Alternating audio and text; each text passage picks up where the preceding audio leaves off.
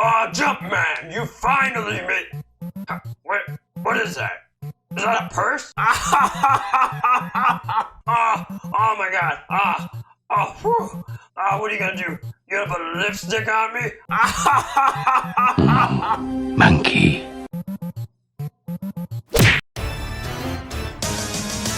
Hey, it's your pal Palamation, and welcome to my very first video. I figured the best way to kick off my channel is with my favorite character of all time, Mario.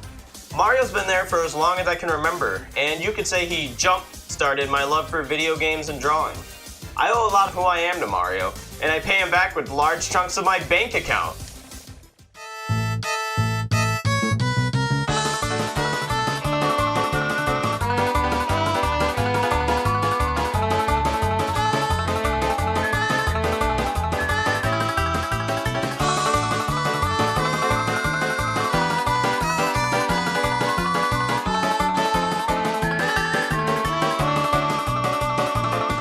Since he means so much to me, I decided to play and discuss the Super Mario series. I'll group the games together by console for each video, then when all is said and done, I'll rank every Mario game from worst to best, in my opinion. First, let's set some ground rules. Mario's been in over 200 games, so discussing them all would take time I just don't have. So I'm going to stick to the more mainline Mario games, as well as the RPG spin-offs. I may throw in some niche ones here and there for fun, as I'm one of maybe 10 people in the world who actually has fond memories of Mario's Time Machine. This list will also exclude the parties, karts, and sports, though I may post some streams down the line, as I do plan to play those with friends. Lastly, I'm not going to go over every version or re-release of a game. I'll discuss the original release while playing whichever version is most accessible for me. So without further ado, let's talk about Mario's arcade years. Aww.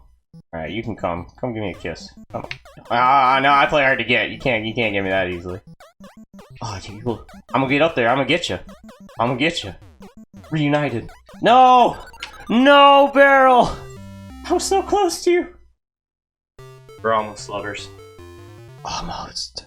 Mario was created by Shigeru Miyamoto and first appeared in the 1981 arcade title Donkey Kong. Fun fact, Mario wasn't originally called Mario, but rather Mr. Video, then later Jumpman. Another fun fact, he wasn't even intended to be an original character. The game was intended to be based around the cast of Popeye the Sailor Man, but when obtaining the license fell through, they opted to use original characters instead. Thus, Jumpman, Pauline, who was originally called Lady, and Donkey Kong were born. This may also explain why Jumpman and Popeye are giving off some very similar vibes. They both look tough, and you know they're big softies on the inside. Though it looks like Mario used to whip Donkey Kong, so maybe not so much. Donkey Kong is also considered the earliest game to use cutscenes to show a game's narrative. But that's enough on the origins, let's talk about the gameplay. Donkey Kong is one of the earliest platformers, a genre Mario would find himself very familiar with. He uses a single button to jump and a joystick to move. Real groundbreaking stuff. But that's all this game needs. The game largely revolves around not hitting stuff, not getting hit by stuff, and not falling down and breaking your stuff. Oh, and grabbing parasols and purses. Whose purse is that? Who cares? It's yours now. There's 4 levels that repeat, though I played the NES version on the Switch, which doesn't include the cement level. Your goal in each level is to dodge/destroy the obstacles and climb your way up to good old Danky Bong. What I like about these levels is the variety. While the controls stay the same, your ways of progressing vary, and you have to tackle each level differently. While this doesn't seem like much nowadays, back in 1981 that was some seriously innovative stuff. Though if you play Smash Bros like me, you probably have a deep-seething hatred for 75M. The 4th stage, 100M, is actually my favorite, largely because it's a stage and a boss battle in one. I've always been a fan of non-conventional boss battles, battles that don't involve you directly fighting the boss, but defeating them through other means. An example of this would be Spider-Man for the PS1, where you run through an obstacle course to escape Carnage Doc Ock, who eventually gets consumed by flames. By the way, this battle was nightmare fuel that my 8-year-old mind was not ready for. Anyway, in this level, Mario must remove the rivets connecting the platforms by walking over them. Once they're all removed, the platforms collapse, sending Donkey Kong donkey gone. Seeing an example of this so early on in video game history seemed very ahead of its time. I only have a couple nitpicks with this game. One being the hitboxes, they always seemed a little off. Many times when I jumped over a barrel, I wasn't sure if my little toe was going to be the enemy or not. And dying because I fell 5 feet seemed a little much. Like really dude, 2 games from now, falling 5 feet is just going to be you landing from your own jump. Besides those very slight issues, it still holds up pretty well today, and it introduced my best boy to the world, so I've got a bit of a soft spot for it. Crazy Crab is on his way. Get him, get him. Yeah. Yeah, there we go. You know what, maybe you're right. Maybe what we needed was just a little bit of teamwork. And a kiss? Luigi. No. Oh, yeah. I mean, Not here, Luigi. I'll clean your pipes another day. Next up, we have Mario Bros. Mario Bros introduced several mainstays to the series, the most obvious being a name change from Jumpman to Mario.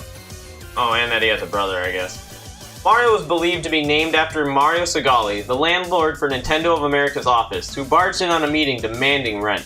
The staff noticed physical similarities between the landlord and Jumpman, so they chose to name him Mario. In addition to this, Mario's profession was changed from a carpenter to a plumber. This decision was made as it fit the New York sewer setting of the game, as well as better matched Mario's appearance. Miyamoto was inspired by the 1982 game Joust, so he wanted this to be a two-player cooperative game, so they created a palette swap brother named Luigi. Luigi is said to have gotten his name from a pizza parlor near Nintendo of America's headquarters.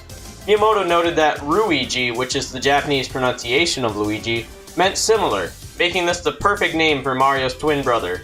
More mainstays from this game would be the use of pipes and turtles as enemies. With some origins out of the way, let's get to the gameplay. The mechanics of the game are the same as Donkey Kong, just run and jump, which is going to stick with Mario for basically forever. A big change is now you can land from any height and feel completely fine. It's like they time traveled, heard this review, and fixed it. Yay! Seeing as you're in the sewers this time around, I suppose it makes sense the floors are a bit slicker than before. You don't just come to a complete stop like you did in Donkey Kong, meaning you must react to oncoming hazards faster if you want to turn and run. This game can be played as single player or with a friend, but either way your goal is the same: to rid the sewers of turtles, crabs, and bugs that are definitely sniffing some toilet flush drugs. You do this by jumping into the ground below the critters, knocking them over, and giving them the boot. Once all the critters are defeated, the level is clear. This game combines cooperative and competitive gameplay, as you help each other clear the level but still compete for the higher score. Depending on your preference, you can choose to team up to get as far as you can, or be total dicks to each other to keep all those points to yourself. I prefer the less competitive approach, as things can get hectic and having a dedicated knocker and kicker, as I call it, really comes in handy. There's technically 99 levels, or phases to the game, but it's really just a handful of levels repeating with increasing difficulty. And once, or more like if, you beat phase 99, the last phase just repeats until you die. Unless you're playing the OG arcade version, then it repeats on phase 98. Overall, this game's a lot of fun. The level structure never changes, but the enemies and hazards change enough to keep things interesting for a while. Playing this game with a friend is definitely the way to go, as on your own it can be a lot to take on, and much of this game's charm comes from its co-op/competitive tango. It's a great game for slamming some brewskis with a friend and coming back to time and time again to try and get farther with each attempt. So that covers Mario's arcade years and wraps up my very first video. I'll follow this vid up with Mario's NES years soon enough. I plan to discuss and review newer games as well, so keep an eye out for videos like my review of the Final Fantasy VII Remake coming soon. I hope you all enjoyed the animated skit in the beginning, and my goal is to make an animated short for each of these videos I post. I'm pretty new to a lot of this, so I'm open to suggestions on things you'd like to see me do or do more of. And I'd love to make longer animated shorts once the channel picks up some steam and I can really dedicate more time to it. With that being said, it'd mean the world to me if you could leave a like and hit that subscribe button. And remember to ring the bell so you'll be notified whenever I post a new video. In the end card I'll also be including links to my Twitter, Mixer, and Instagram accounts. So if you want to stay updated on what I'm doing, watch me play games either solo or with friends, or view some of my art and nerdy collections, go ahead and give them a follow. That's all I have for today, so it's been real, it's been fun, it's been real fun. Have a good one.